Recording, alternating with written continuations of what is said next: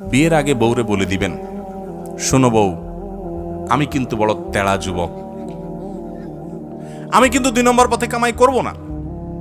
অতএব অন্য মানুষদের বউদের মতো সকাল বিকাল শাড়ি পাল্টাবা আর 3 পিস পাল্টাবা, মার্কেটে যায় কেনার পরে বলবা শুধু কার্ডের ঘষা দেন আর বিল দেওয়া হয়ে যাবে, এগুলো কিন্তু আমার দ্বারা হবে না। আমি কিন্তু হালাল খোর, আমি হারাম খোর না। বলা যাবে না ইনশাল্লাহ? হবু বউরে বলে দিতে পারবেন না? বেশিরভাগ ক্ষেত্রে দেখবেন ওই মেয়ে বলবে, আব্বু না, সমস্যা আছে ছেলের, কারণ তার দরকার কি?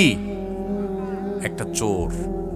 তার দরকার একটা চোর, তার দরকার একটা ঘুষখোর, তার দরকার একটা দুর্নীতিবাজ, তার দরকার একটা টিন চোর, তার দরকার একটা গম চোর।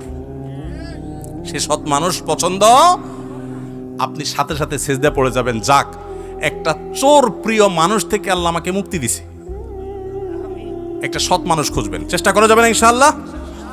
অসৎ হওয়ার জন্য যোগ্যতা লাগে না, অসৎ হওয়ার জন্য যোগ্যতা, চোর হওয়ার জন্য যোগ্যতা লাগে না, সৎ হওয়ার জন্য যোগ্যতা লাগে।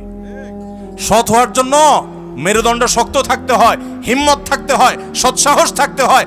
বাবাকে বলতে হয়, বাবা আমি চুরি করব না। তুমি অসন্তুষ্ট থাকতে পারো, বাবা আমি 2 নম্বর জিনিস তোমাকে খাওয়াবো না। আমাকে অন্যদের উদাহরণ দিবা না, আমাকে সৎ মানুষের উদাহরণ দাও। যুবকরা বলা যাবে না বাবাকে ইনশাআল্লাহ? বেয়াদবি করা ছাড়া সুন্দরভাবে বলা যাবে না। আল্লাহ আমাদের সবাইকে তৌফিক দান করুন।